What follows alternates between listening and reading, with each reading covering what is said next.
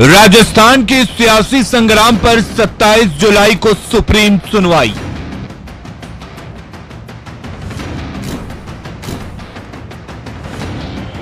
Supreme court का Rajasthan high court के फैसले पर रोक से इनकार।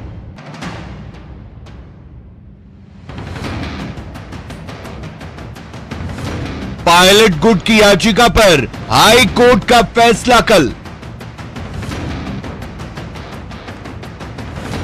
हाई कोर्ट के फैसले पर अमल सुप्रीम कोर्ट के फैसले के बाद होगा।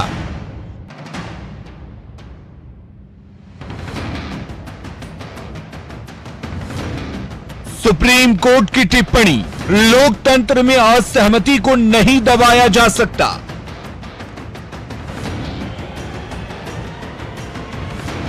सीएम ने कहा, कोर्ट के फैसले का इंतजार। सीएम ने कहा, जल्द बुलाएंगे विधानसभा का सत्र।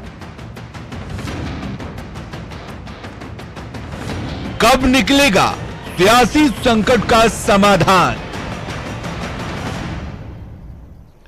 नमस्कार, बहुत स्वागत है आपका। प्राइम डिबेट देख रहे हैं आप, आपके साथ में जेपी शर्मा।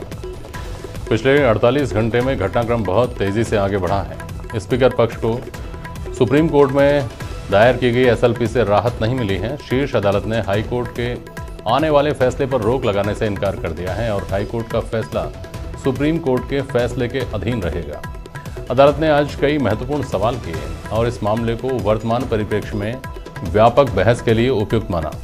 अब कल इस मामले में हाई कोर्ट का फैसला आने की उम्मीद है, लेकिन कानून के कुछ जानकारों का यह भी मानना है कि अभी मामला फैसले की स्टेज पर आया ही नहीं है। 21 जुलाई को जो नए पक्षकार बनाने की प्रार्थना स्वीकार हुई थी, उनके चलते अभी फैसले में विलंब होना तय माना जा रहा है। तो अभी कुछ लोगों की जिज्ञासा है कि क्या कल फैसला आएगा, और कुछ लोगों की जिज्ञासा है कि कल क्या फैसला आएगा। हालांकि इन जिज्ञासाओं का जवाब अदालत से ही आना है, बाकी सब अपने अपने आकलन हैं। आज हम अपने साथ जो मामले के अलग अलग पहलुओं से जुड़े एक्सपर्ट्स हैं, उनसे बात करेंगे। और हमारे साथ स्टूडियो में हैं जाने माने अधिवक्ता ए.के. जैन साहब, भारतीय जनता पार्टी की वरिष्ठ नेता अलका गुर्जर हैं, आप विधायक भी रह चुके हैं। हमारे साथ संयम लोढ़ा जी जुड़ रहे हैं, निर्दलीय विधायक हैं आप। और हमारे साथ सुरेश चंद्र जैन साहब हैं, राजनीतिक विश्लेषक। आप सबका बहुत बहुत स्वागत है। और जैन साहब, जो जिज्ञासाओं की सुई कल सुप्रीम कोर्ट की तरफ, दिल्ली की तरफ घूमी थी, वो वापस जयपुर हाई कोर्ट पर आकर टिक गई हैं। और जिस तरह की जानकारी मिल रही है कि मामला लिस्टेड है मेन कॉज लिस्ट में, सप्लीमेंट्री में अपेक्षा की जा रही थी, तो क्या लगता है, इससे क्या लगता है, और जो प्रोसीडिंग्स थी उनको देखकर क्या लगता है, क्या कल फैसला आने की उम्मीद है या उम्मीद बेमानी है? ये देखिए, अब ये सारा मामला कानूनी जाल में उलझ गया है। सुप्रीम कोर्ट ने अव्वल तो जैसे हम कह रहे थे कि अगर कोई एक गलत शब्द लिखा हुआ था तो स्पीकर को चाहिए था कि पहले यही अप्रोच करते हाई कोर्ट को, पर वो सारे बड़े प्रश्नों को लेकर स्पीकर के अधिकार और उसमें न्यायपालिका का किस सीमा तक हस्तक्षेप हो सकता है, अनुच्छेद 212 और 142 या 226 के बीच क्या सामंजस्य होना चाहिए, उन सारी की बातों को लेकर, उन सारे प्रश्नों को लेकर वो सुप्रीम कोर्ट में चले गए। निश्चित रूप से आज जस्टिस अरुण मिश्रा ने एक बात कही थी कि इन सब बातों के लिए हमें लंबी सुनवाई की जरूरत है जी।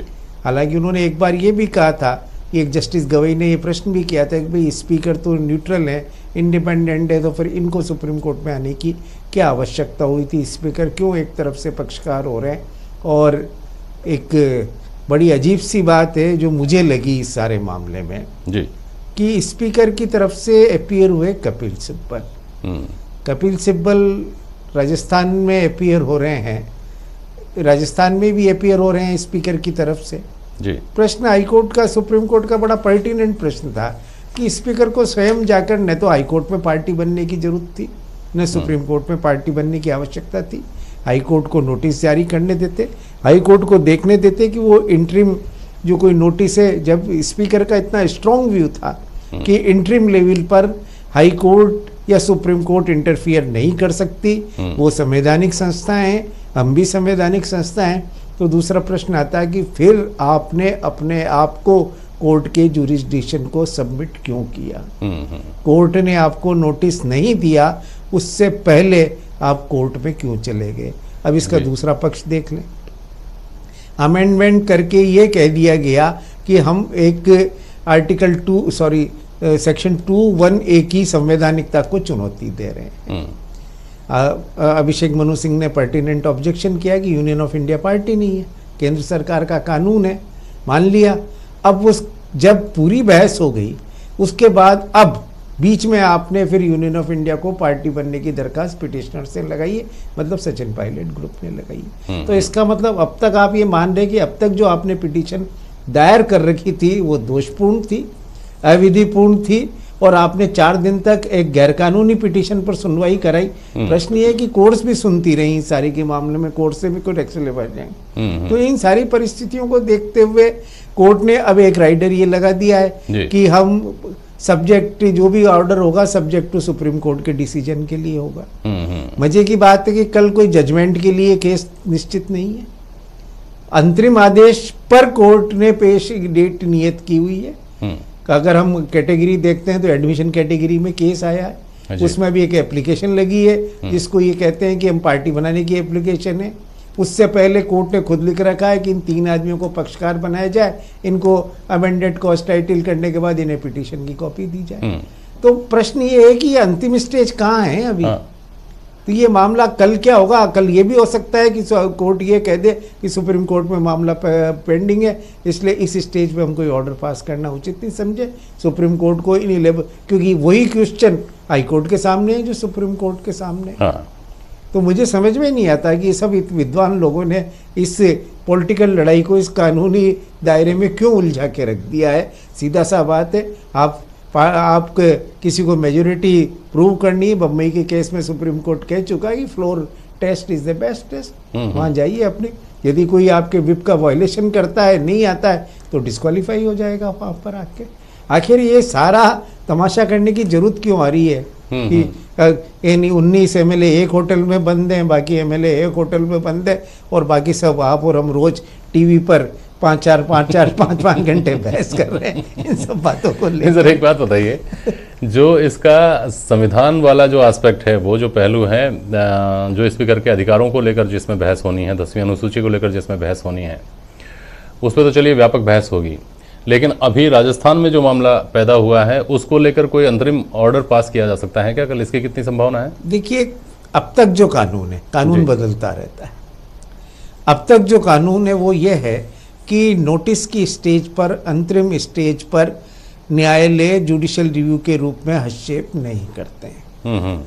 शायद इस बार ये नया कानून बन जाए कि अगर नोटिस बिल्कुल ही गलत हो तो हम हस्तक्षेप कर सकते हैं, परंतु देखने में तो नोटिस बिल्कुल गलत तो नहीं लगता। नोटिस परफेक्ट नहीं है, नोटिस में कई कमियां हैं, बड़े यानी कुछ लोगों को निकालने की बात कही जा रही है, पार्टी छोड़ गए उनको बाद में निलंबित किया जा रहा, कई सारी बातें हैं। पर वो सब जैसे कि हमारे जुडिशियल प्रोसेस में कहा जा सकता है कि जब मुकदमे को अंतिम रूप से तय किया जाता है तब देखा जाता है, इंटरिम स्टेज पर इन बातों को नहीं देखा जाता है।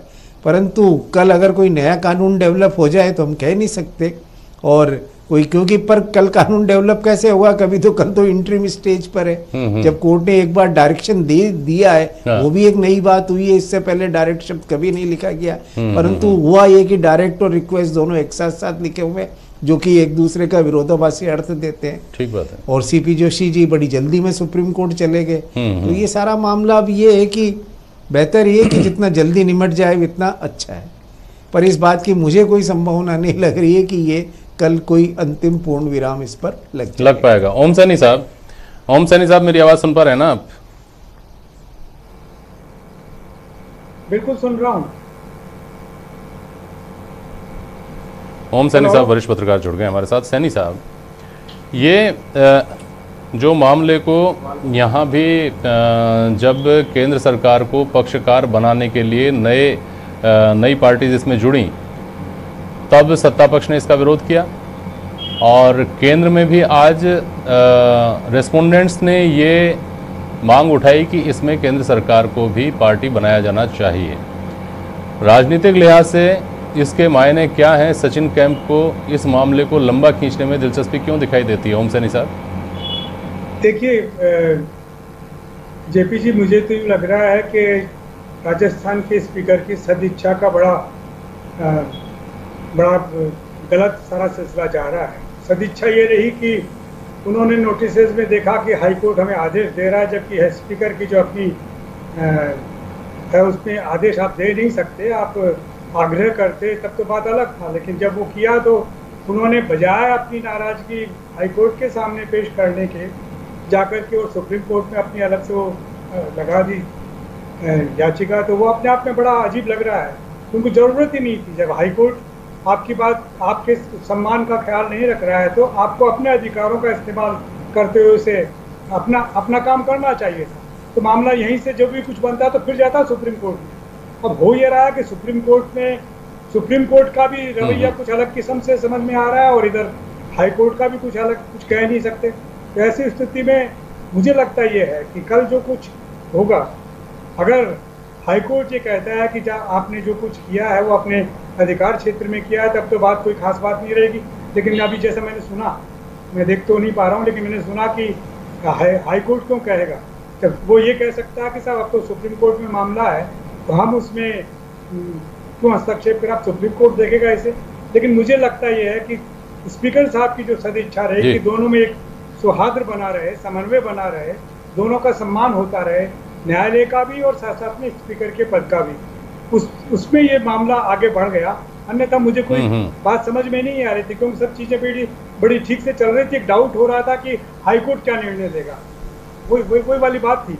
तो उस पर स्पीकर साहब को अपने आप में एडमेंट रहना चाहिए था कि हाई कोर्ट जो भी निर्णय दे, मैं अपने अधिकारों का इस्तेमाल तो करूंगा। लेकिन वो होने के बजाय उन्होंने सोचा कि पहले ही सर्वोच्च न्यायालय में जाके कह दिया जाए कि देखिए हाई कोर्ट क्या कुछ कर रहा है, किस तरह के आदेश हमें दे रहा है। जबकि आग्रह होना चाहिए था तो बात हो सकती थी, लेकिन आग्रह की जगह आदेश वाला सिलसिला आया। इससे लगता क्या स्पीकर कोई वैसी चीज है जिसका राजनीतिक प्रभाव तो पड़ेगा। और ये मेरा ख्याल है कि इसका जो कुछ निर्णय होगा वो पूरा बहुत दूर तक इसका असर जाएगा। जी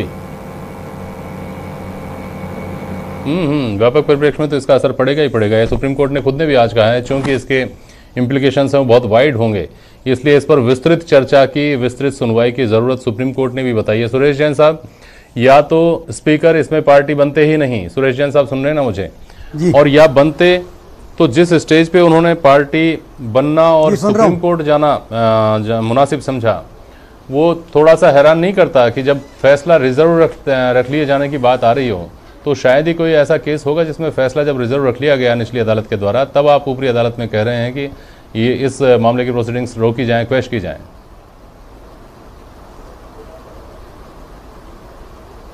बिल्कुल सही बात है साहब। जो सुप्रीम कोर्ट में माननीय अध्यक्ष महोदय ने कहा कि अध्यक्ष को पावर है और नोटिस जारी करना है, वो नियमानुसार किया गया है, और उसको कोई भी कोर्ट या कोई भी न्यायालय उस पर कुछ कार्रवाई नहीं कर सकता, स्टे वगैरह नहीं कर सकता। तो इन्हें हाई कोर्ट में जाना ही नहीं चाहिए था। अगर हाई कोर्ट नोटिस भी देता तब भी उसका जवाब देने की उन्हें कानूनी रूप से कोई आवश्यकता नहीं थी।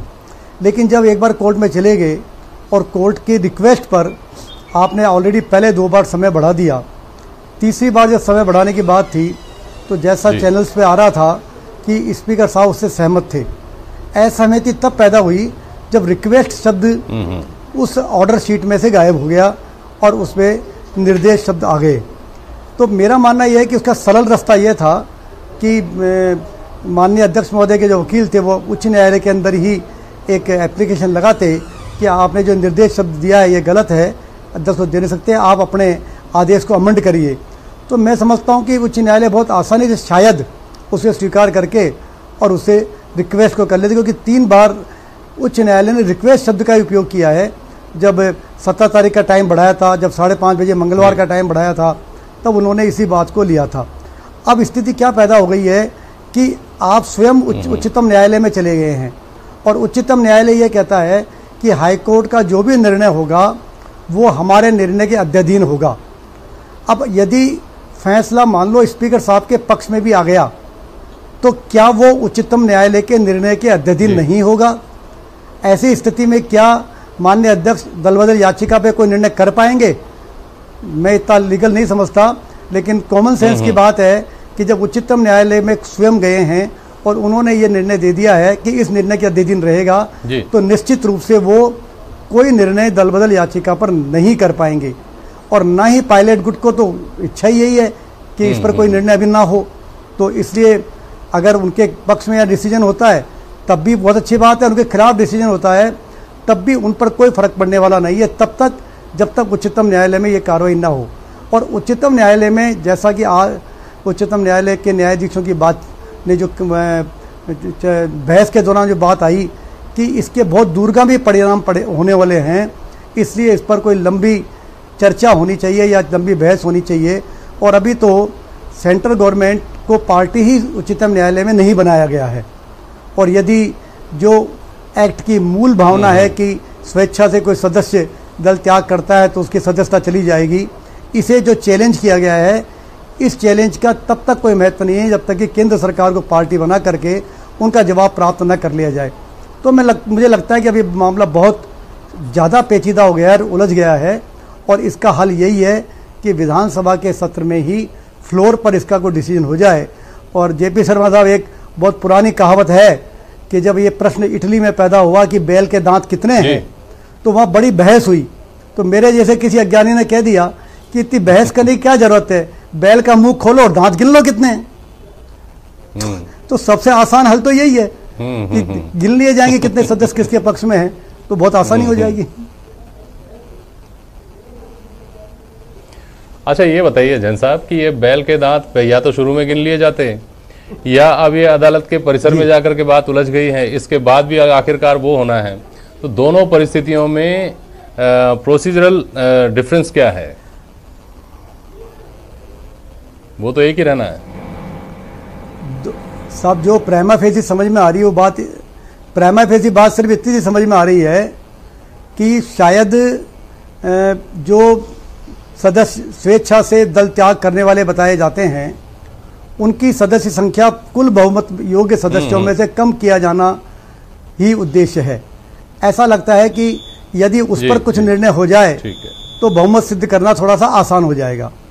इस कारण से शायद ये हो रहा है, लेकिन सुप्रीम कोर्ट ने फैसला बिल्कुल क्लियर कट कर दिया है कि किसी भी न्यायालय में किसी भी फ्लोर पर बहुमत का फैसला नहीं होगा, उसके लिए सदन का फ्लोर ही उपयुक्त है और वहीं फैसला होगा।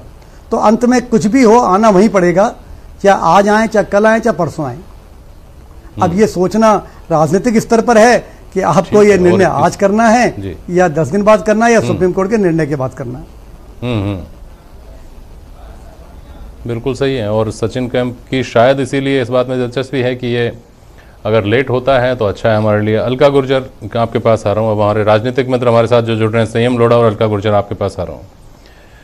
फ्लोर टेस्ट और बैल के दांत गिनने वाली बात आपने अभी कही जैन साहब ने। अलका जी, आप तो करेंगे, सरकार की इम्यूनिटी बहुत कमज़ोर है, सरकार बचेगी ही नहीं। सरकार कैसे गिरती दिखाई दे रही है आपको, थोड़ा समझाइए। देखिए जेपी जी, राजस्थान के सारे 8 करोड़ जनता देख रही है कि डे 1 से जो कुर्सी की लड़ाई चालू हुई थी, जो अंतर्कलह चालू हुई थी, गवर्नेंस नाम की चीज राजस्थान में नजर नहीं आ रही है। आप लॉ एंड ऑर्डर की स्थिति देख लो, किसानों की देख लो, महिलाओं की देख लो, और अब तो ये खुलकर सामने आ गया है। एक चीफ मिनिस्टर जो एसओजी जिसके अंदर आता है, वो अपने डिप्टी चीफ मिनिस्टर को नोटिस देते हैं और राजद्रोह की धारा के अंतर्गत अपने डिप्टी चीफ मिनिस्टर को निकम्मा और नकारा कहते हैं। मतलब आप उनसे काम ले रहे थे और ये कहते हैं 1.5 साल से उनसे हमारी बातचीत नहीं हो पा रही थी। तो ये बहुत ही दुर्भाग्यपूर्ण स्थिति है राजस्थान के लिए। और निश्चित रूप से अगर ऐसा है जैसे कि कह रहे हैं कि बैल के दांत कितने हैं, तो गिन लेने चाहिए ना। क्यों राजस्थान को परेशान किया जा रहा है जब 13 हमारे जो जिले हैं वह टिड्डी का आक्रमण हो रहा है। हमारे यहाँ पर लॉ एंड ऑर्डर की स्थिति के साथ साथ आप देखिए कोरोना का जो आंकड़ा है 32,000 के पार जा चुका है। पानी की व्यवस्था भी कंटिजेंसी प्लान बन जाता था जिससे कि ज़्यादा ट्यूबवेल और हैंडपंप खोदे जाते हैं, उसका कहीं अता पता नहीं है। और जो जलदाय मंत्री है वो वहाँ पर गाना गा रहे हैं, हम होंगे कामयाब। जैसे जब डर होता है तो हनुमान चालीसा हम पढ़ते हैं, उस तरह से वहाँ हम होंगे कामयाब का गाना गाया जाता है। रोज फिल्में देख रहे हैं, इटालियन डिशेस सीख रहे हैं, वहाँ अपने स्वास्थ्य का ध्यान रखने के लिए वो एक्सरसाइजेस कर रहे हैं। जनता ढूंढ रही है कहाँ है विधायक, कहाँ है सरकार। तो निश्चित रूप से कुछ भी हो, आप किसी को पार्टी से निकालिए, आप किसी को पार्टी के अंदर लीजिए, आप किसी के खिलाफ एक्शन कीजिए, लेकिन कम से कम महाराज गवर्नेंस तो दीजिए जिसके लिए जनता ने आपको चुना है। सरकार नजर तो आए ये सचिवालय को फेयरमंट होटल में शिफ्ट कर चुके हैं। और इनके अभी मैंने 2 दिन पहले अखबार में देखा, इनके मंत्री बड़े गर्व से कह रहे हैं सरकार यहां से भी चल रही है। आप जो टैक्स पेयर का पैसा है, जो सरकारी कारिंदे वहां फाइलें लेकर जा रहे हैं, उनमें कई गोपनीय फाइलें भी होती है, वो फाइलें वहां पहुंच रही है और वहां से काम हो रहा है। और आप नेकर टी शर्ट में बैठकर कह रहे हैं कि हाँ सरकार चल रही है। इस तरह की सरकार की दरकार कम से कम राजस्थान को तो नहीं है। आप गवर्नेंस दीजिए, आप कुछ भी करिए विद इन द पार्टी, आपकी इच्छा है। आपके पास बहुमत नहीं है तो सरकार छोड़िए, और बहुमत है तो शो करिए और काम तो करिए इस जनता के लिए जिसने आपको चुनकर भेजा है, जिसने बड़ी उम्मीद आपसे जताई है। यही मैं एक अपील कांग्रेस के लोगों से करना चाहूंगी। लेकिन अलका जी, आपकी बात के 2 पहलू हैं स्पष्ट। अगर गवर्नेंस के फेल्योर का सवाल आप उठा रहे हैं तो उसका फैसला तो उसकी वजह से तो सरकार 5 साल में जाती है। वो गवर्नेंस के फेल्योर की वजह से हमने कभी ऐसा नहीं सुना कि सरकार फेल हो रही है, लॉ एंड ऑर्डर में सरकार चली गई। वो तो 5 साल में फैसला होता है, मतदाता फैसला करता है उसका। दूसरी बात, आप कह रहे हैं कि अगर आपके पास बहुमत है तो आप साबित करिए। तो ये यहाँ आकर बात ठहरती है कि आपको कैसे पता है कि इनके पास बहुमत नहीं है? क्या आपने कोई गणित लगा रखी है क्या? नहीं, हमने कोई गणित नहीं लगा रखी, ना हमारा इससे कोई लेना देना है। आप जहां तक कह रहे हैं सरकार गवर्नेंस फेलियर की वजह से नहीं जाती होगी, लेकिन इनके खुद के लोग ही प्रश्न उठा रहे हैं ना। इनके डिप्टी सीएम प्रश्न उठा रहे हैं, इनके जो अब निलंबित हो चुके हैं विश्वेंद्र सिंह जी, उन्होंने प्रश्न उठाया, रमेश मीणा जी ने प्रश्न उठाया, इनके खुद के लोग विद इन द पार्टी प्रश्न उठा रहे हैं। इसलिए हम लोग कह रहे हैं हमारी कोई गणित नहीं है। अगर इनके पास नंबर है आप बाहर आइए, लेकिन कम से कम होटलों से तो बाहर निकलिए। आप सरकार तो चलाइए कम से कम, हमारा इससे कोई लेना देना नहीं है। आपके पास कितना नंबर है, कितना नंबर नहीं है, अगर है तो गवर्नेंस दीजिए, जिस बात के लिए आप चुनकर आए हैं वो काम करिए, और नहीं है तो छोड़िए आप। लेकिन कम से कम ये जो ड्रामा आपने चला रखा है 12 दिन से, कुछ लोग उधर हैं कुछ लोग इधर हैं, क्या है, क्लैरिटी तो करिए कम से कम। राजस्थान की जनता ढूंढ रही है अपने विधायकों को, राजस्थान की जनता। और आप कह रहे हैं हमारा माल वो ले गए, वो घोड़े वहां से निकल गए। आप जनप्रतिनिधि का इतना अपमान तो कम से कम मत करिए। किसी को माल कह रहे हैं, किसी को घोड़ा कह रहे हैं, जनता ने उनको चुनकर भेजा है, जनता की उम्मीदें उनसे जुड़ी हुई है। तो यही मेरा एक कहना है कि आप गवर्नेंस दीजिए, आपके पास बहुमत है, बाहर निकलिए, होटल से बाहर निकलिए और जनता के बीच में जाइए, क्योंकि जनता को आज इस कोरोना महामारी के दौर में बहुत जरूरी है कि जनप्रतिनिधि उनके बीच में आए। ठीक है, इस मासूम राजनीतिक सहानुभूति पर ओम सैनी साहब आपके पास आऊंगा मैं, और मेरा सवाल ये खत्म नहीं हुआ, अलका जी वापस भी आऊंगा। पहले संयम लोढ़ा साहब से प्रतिक्रिया ले लूं आपने जो कहा है उसके ऊपर। लोढ़ा साहब फरमाइए।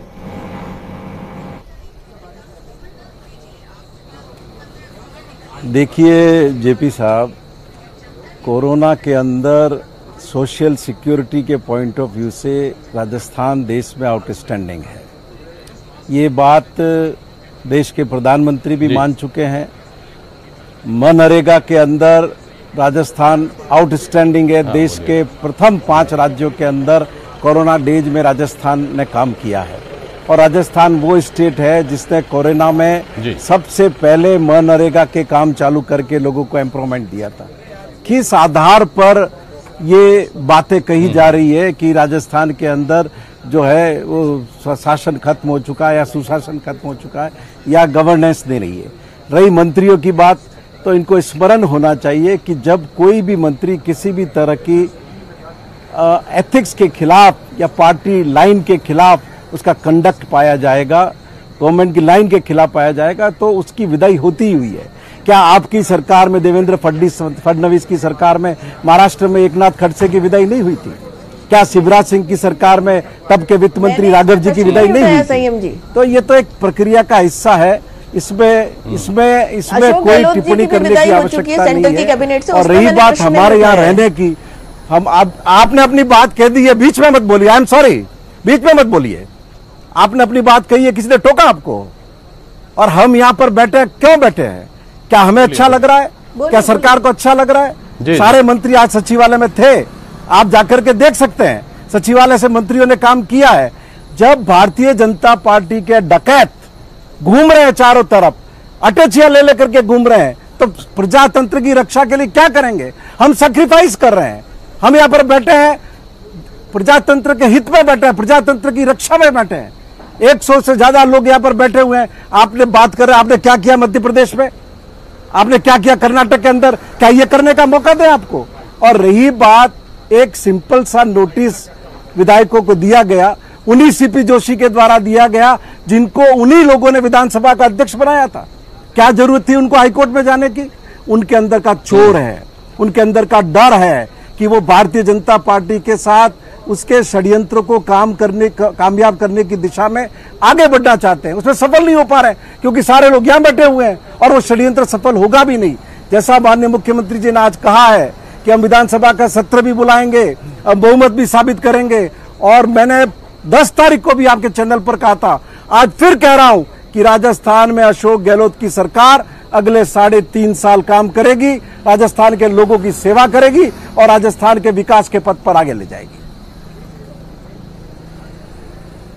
लेकिन संयम लोढ़ा साहब, विधिक मोर्चे पर थोड़ा सा रणनीतिक चूक जैसा नहीं लगता क्या आपको? कोर्ट में जिस तरह से शुरुआत में पार्टी बनना और फिर बाद में हाई कोर्ट का आदेश रिजर्व रख लेने के बाद सुप्रीम कोर्ट मूव करना। देखिए, विधानसभा के अध्यक्ष जी क्या करते हैं, क्या निर्णय करते हैं, कहां एप्लीकेशन देते हैं, उनका ये अधिकार है।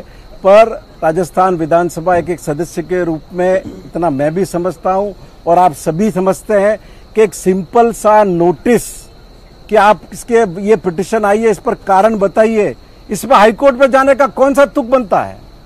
क्या कारण बनता है उसका हाईकोर्ट में जाने का? और आज नहीं तो कल ये बात फिर साबित हो गई। कोई हम एंटी डिफेक्शन लॉ तो अभी पिक्चर में आया ही कहां है? अभी तो सिंपल नोटिस दिया है। और जो बहुत अनफॉर्चुनेट है ये कि आप 191(2)(1)(a) की वैलिडिटी पे चर्चा कर रहे हैं जिसमें यूनियन ऑफ इंडिया पार्टी नहीं है। इससे ज्यादा हास्यास्पद बात क्या हो सकती है? ये तो जुडिशरी को विचार करना है इस पर कि इसके लिए कौन लायबल है। आप मौकरी कर रहे हैं। ये तो बागी कैंप ने मांग की है ना कि क्या वकीलों के अंदर चर्चा है, किस रूप के अंदर पिटिशन लगी? नहीं, मांग किया, आपने 4 दिन चर्चा कर ली, अब आप कुछ भी मांग कर रहे हैं, उसका क्या तुक है? आपने 4 दिन खराब कर दिए। राजस्थान हाईकोर्ट के दूसरे किसी मामलों की सुनवाई नहीं हो सकी और वकीलों के अंदर क्या चर्चा है वो सुनिए आप। ठीक है लोढ़ा साहब, वापस आता हूं आपके पास, एप्लीकेशन लगती है। वापस आता हूं आपके पास। और अलका जी, आप जो प्रतिक्रिया देना चाह रही हैं उनकी बात पर आप ही बोलिएगा। एक छोटा सा ब्रेक ले रहे हैं।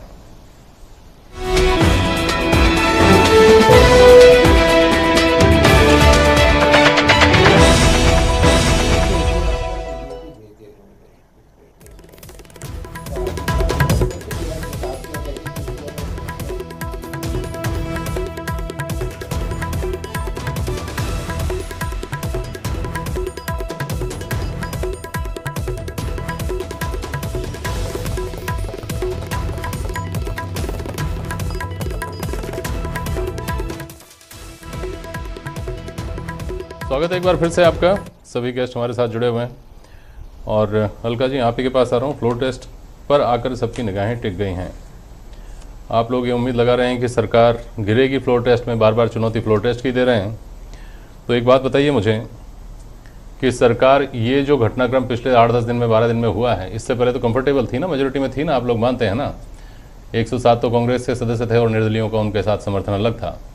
अब सचिन कैंप जब अदालत में और शीर्ष अदालत में ये कह चुका है कि हमने स्वेच्छा से पार्टी नहीं छोड़ी है, तो अगर फ्लोर टेस्ट होता है तो स्वाभाविक रूप से आप ये मानकर चलिए कि उनको सरकार के पक्ष में ही वोटिंग करनी पड़ेगी। तो सरकार गिर कैसे रही है फिर? देखिए जेपी जी, सरकार नहीं गिर रही है तो कम से कम होटलों से तो बाहर निकालिए, इनको जनता के बीच में तो भेजिए।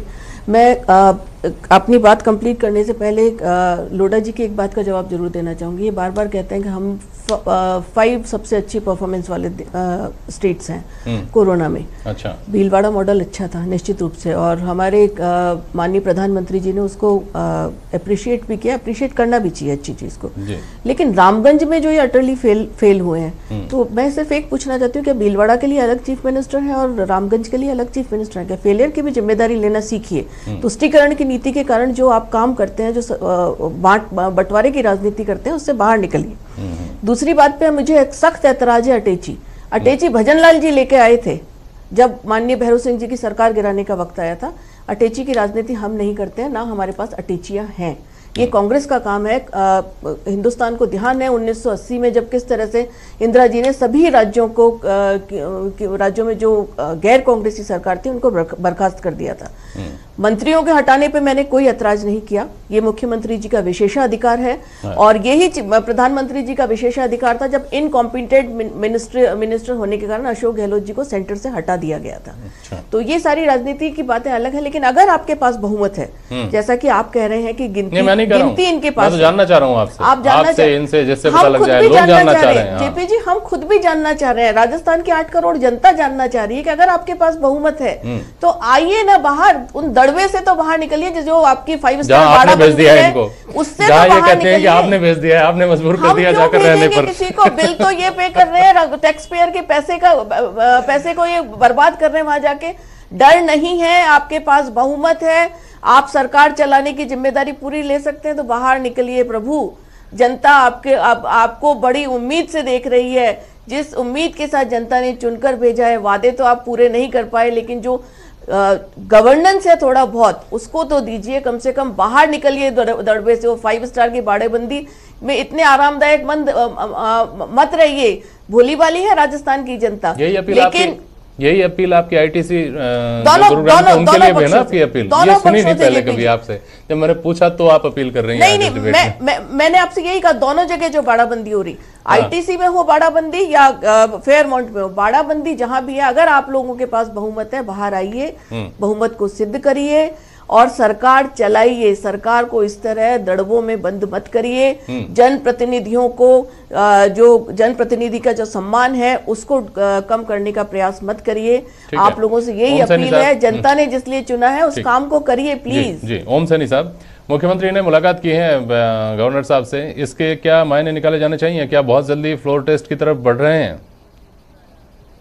वो बातचीत है, देखिए अगर स्पीकर को आपने नोटिस दिया है, उनके ऊपर सुप्रीम कोर्ट में सारी बातें हो रही है, लेकिन स्पीकर के पास इतने सारे अधिकार हैं कि अगर पीसीसी के चीफ का भी आज मैंने स्टेटमेंट सुना, उन्होंने भी कहा कि साहब हम लोग विधानसभा आउट करेंगे और उसमें जाएंगे और हम साबित करेंगे कि हमारे पास में मेजोरिटी है। तो ऐसा कुछ नहीं है कि आप बंदिश लगा के रख दें, कानून की दायरों में बंद करके स्पीकर को आप रोक नहीं सकते। अगर स्पीकर ने अपनी सहृदयता दिखाते हुए सारी बातें सुनी हाई कोर्ट की, अब फैसला जो भी है, कल जो भी कुछ होगा हो जाए, लेकिन स्पीकर निश्चित रूप से विधानसभा का तो पूरा इस्तेमाल करेंगे कि आइए ताकत दिखाने की बात होगी तो उन लोगों को वहीं बुलाएंगे और आहूत करेंगे। और जो कुछ आज गवर्नर के पास भी ज़्यादा बता रहे हैं कि मिले हैं मुख्यमंत्री, तो मिलने का सिलसिला सिर्फ इतना सा है कि अब तो विधानसभा में ही ताकत दिखानी पड़ेगी। और दूसरा, देखिए अलका जी कैसी अच्छी बातें कर रही हैं, लेकिन साथ साथ में भूल गई कि कर्नाटक में क्या हुआ, मध्य प्रदेश में क्या हुआ, गोवा में क्या हुआ, बाकी जगह क्या हुआ, ऐसी सदिच्छाएं लेकर। देखिए सैनी जी, मैं बीच में बोलना नहीं चाहती। आप देखिए गुजरात में तो बिल्कुल स्प्लिट हुई है। 2018 से ये बात चल रही थी, अगर इनका केंद्रीय नेतृत्व तो संभाल लेता तो जो स्थिति गुजरात में हो रही है, जो स्थिति मध्य प्रदेश में हो रही है, जो स्थिति राजस्थान में हो रही है, वो नहीं होती।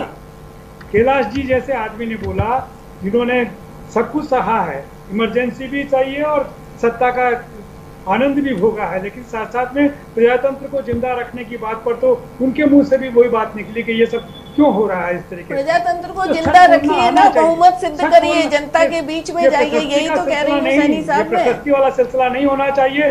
भैरव सिंह जी के शासन में भी देखा हमने, प्रशस्ति गान को कभी भी वो नहीं किया।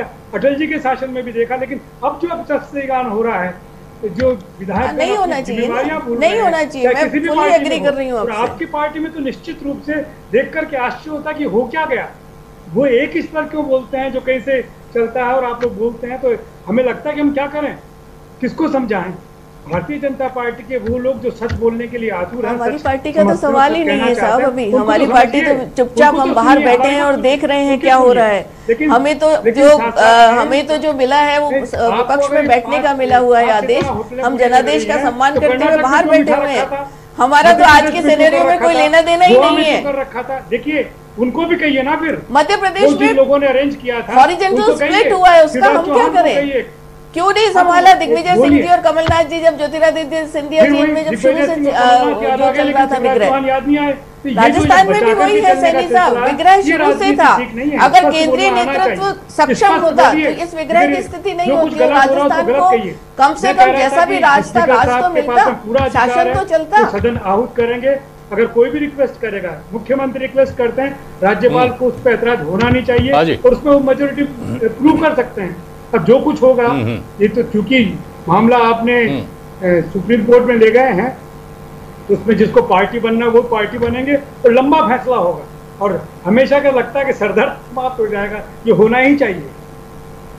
ये हमारे स्पीकर की जो बिल्कुल ठीक है, रही है, उसका नतीजा ही होगा। इस तरह के घटनाओं की जो पुनरावृत्ति होती है उसके लिहाज से लग रहा है कि इस पर कोई गंभीर और व्यापक फैसला होगा। AK जैन साहब, फ्लोर टेस्ट अगर अब होता है तो, जबकि मामला अदालत में लंबित है, हाई कोर्ट में भी संभावना है कि लंबित रहता है और सुप्रीम कोर्ट में भी लंबित है, तो तस्वीर किस तरह से अलग होगी? देखिए, विधानसभा एक इंडिपेंडेंट कॉन्स्टिट्यूशनल ऑर्गेनाइजेशन है जी। विधानसभा की कार्रवाई में, विधानसभा की मीटिंग्स में हाई कोर्ट या सुप्रीम कोर्ट किसी किस्म के इंटरफेरेंस नहीं कर सकते। इंटरफेरेंस खुद पॉलिटिशियंस ने इनवाइट किए जब सुप्रीम कोर्ट ने फ्लोर टेस्ट के डायरेक्शंस दिए हैं, वीडियो रिकॉर्डिंग के डायरेक्शंस दिए हैं, कुछ इस तरीके के डायरेक्शंस दिए हैं। अन्यथा विधानसभा अपने आप में स्वयंभू है, जिस तरीके से न्यायपालिका अपने आप में स्वयंभू है। जी। अब फ्लोर टेस्ट होने के बाद स्थिति आती है कि विप का वायलेशन करने पर ये जो लोग, जितने भी लोग विप का वायलेशन करेंगे वो डिस्क्वालीफाई घोषित किए जा सकते हैं सुप्रीम कोर्ट में मामला पेंडिंग रहते हुए भी, क्योंकि सुप्रीम कोर्ट में मामला जो पेंडिंग है वो स्पीकर के अधिकारों को लेकर है और 21A को लेकर है।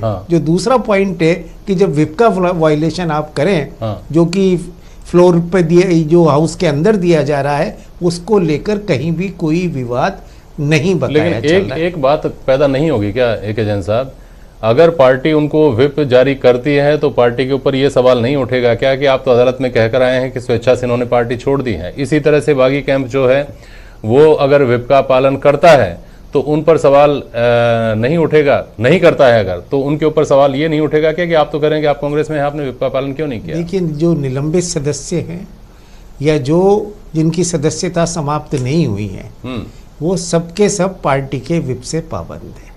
आपको VP सिंह का उदाहरण याद होगा। VP सिंह को कांग्रेस से निकाल दिया गया था, वो अनअटैच मेंबर हो गए थे, उसके बाद भी कांग्रेस का व्हिप उन पर लागू होता था। जब वो कांग्रेस की सरकार का विरोध करते थे, मंत्री नहीं थे और प्रैक्टिकली विपक्ष के नेता हो गए थे, फिर वो इस्तीफा देके इलाहाबाद से दोबारा चुनाव लड़े, वो बात एक अलग है सारी की सारी। परंतु ये स्थिति तो वो व्हिप के को लेकर सुप्रीम कोर्ट या हाई कोर्ट का न तो कोई रोक है और न कोई ऐसी रोक कानूनन लगाई जा सकती। नहीं सर, मैं रोक का नहीं पूछ रहा हूँ, जो स्टैंड ले लिया है दोनों पक्षों ने अदालतों में जाकर, उसके बाद व्हिप का पालन करना या नहीं करना। देखिए, कांग्रेस के साथ यही सबसे बड़ा डिलेमा इस केस में हुआ है। कांग्रेस के चीफ व्हिप ने जो पिटीशन फाइल की, उसमें लिखा कि ये लोग हमारी पार्टी को इनके कंडक्ट्स के अनुसार छोड़ चुके हैं स्वेच्छा से, इसलिए उनको डिस्क्वालीफाई कर दिया जाए। दूसरी ओर कांग्रेस ये कहती रही कि ये अभी भी हमारे सदस्य हैं, उनको निलंबित कर रही है। तो इन परिस्थितियों में चूंकि ये मामला गोलमोल है, इसलिए अगर वो आए तो व्हिप तो कांग्रेस को जारी करना पड़ेगा। ये बात जरूर है कि जब इस आधार पर कि वो हमारी पार्टी को छोड़ चुके हैं, सपोज करिए वो आते हैं और वो व्हिप को फॉलो कर लेते हैं, तब तो कांग्रेस से ये जो कांग्रेस का जो पिटीशन है या महेश जोशी की पिटीशन से, वो अपने आप में इनफ्रक्चस हो जाएंगे कि आपके आदेश का पालन किया, आपने पार्टी मानते हुए इनको व्हिप जारी किया, इसलिए ये जो याचिका पहले वाली याचिका है वो अपने आप में विफल हो जाती। तो ये बात बिल्कुल रोशनी की, अगर वो फ्लोर हाउस ऑफ फ्लोर यानी फ्लोर पर टेस्ट होता है, वहाँ व्हिप जारी होता है, तो पहली वाली याचिका एब इनिशियो खत्म हो जाएगी, इनफ्रक्चस हो जाएगी, और उसके बाद अगर व्हिप नहीं मानते तो दूसरे तरीके पर व्हिप को, उसको स्पीकर को एक्शन लेना पड़ेगा। ठीक है सुरेश जैन साहब, क्या ऐसा कोई उदाहरण और भी याद आता है आपको कि इस तरह की परिस्थितियां पैदा हुई हों? पहली बात। दूसरी बात, बहुत सारी ये जो फ्लोर टेस्ट अगर होता है तो बहुत सारी टेक्निकल और प्रोसीजरल दिलचस्पियां पैदा करने वाली बातें होंगी। जैसे जब बागी कैंप के विधायक यहाँ आएंगे तो विधानसभा, हालांकि जितनी मुझे जानकारी है कि उनको इम्यूनिटी है, वो विधानसभा सेशन के लिए आ रहे हैं, तो लेकिन स्पीकर की अनुमति से, हाउस की अनुमति से शायद उन्हें अरेस्ट भी किया जा सकता है, इस तरह की बात भी तो है ना। तो ये भी देखना दिलचस्प होगा कि वो सीधे आकर हाउस में, और अगर फ्लोर टेस्ट होता है तो वहां पहुंचते हैं, फ्लोर टेस्ट में शामिल हो पाते हैं, नहीं हो पाते हैं।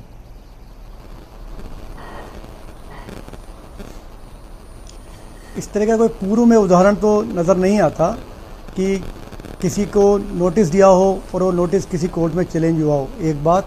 दूसरी बात, किसी की दलबदल याचिका ऑलरेडी पहले से पेंडिंग चल रही हो और उसके बाद में उनके किसी कंडक्ट विप का उल्लंघन करने की बात सामने आए। क्योंकि राजस्थान में कभी ऐसा नहीं हुआ कि विप के उल्लंघन के बिना ही या सदन के बाहर की किसी कार्रवाई के लिए किसी सदस्य के खिलाफ दलबदल की कोई याचिका पेंडिंग हो। जितनी दलबदल याचिकाएं आई हैं वो सदन के या दलबदल या सामूहिक दलबदल या आंशिक दलबदल के कारण ही सामने आई है। अब प्रश्न ये पैदा होता है, जैसा कि अभी एक एजेंट साहब ने भी कहा, यदि विप इनको जारी किया जाता है तो स्वाभाविक रूप से यह मान लिया जाएगा कि जो दलबदल याचिका है जिसमें कि कांग्रेस ये कह रही है कि इन्होंने स्वेच्छा से दल त्याग दिया है, वो कहीं ना कहीं कोर्ट में उनका पक्ष कमज़ोर पड़ेगा इस दलबदल याचिका को लेकर के। लेकिन यदि जो तथाकथित बागी गुट कहलाता है उन्होंने यदि विप का उल्लंघन किया तो निश्चित रूप से उनके खिलाफ दलबदल याचिका नए रूप में भी लाई जा सकती है और जो याचिका पहले से चल रही है उसको भी अमेंड कर सकते हैं या उसके सपोर्ट में ये बात लगा सकते हैं। ये उस समय जो कानूनी राय उनको प्राप्त होगी उस कानूनी राय के हिसाब से वो या तो नई याचिका लगाएंगे या इसी याचिका में कोई संशोधन करेंगे।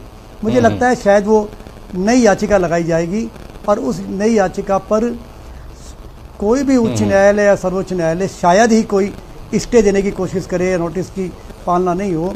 और निश्चित रूप से उस समय स्पीकर साहब के पास पावर होगी कि कितनी जल्दी वो उस पर निर्णय करें। लेकिन यहाँ एक प्रश्न और भी है, यदि विप के टाइम पर इन 19 सदस्यों के अलावा कुछ अन्य सदस्य भी, जो संख्या 22, 24, 25 या कितनी भी हो सकती है, मतलब इतना नंबर यदि ये लोग इकट्ठा कर पाए कि सरकार को बहुमत प्राप्त न हो, तो चाहे वो बाद में दलबदल याचिका के कारण सदस्यता से वंचित हो जाएं, लेकिन सरकार निश्चित रूप से एक बार गिर जाएगी, ये निश्चित है।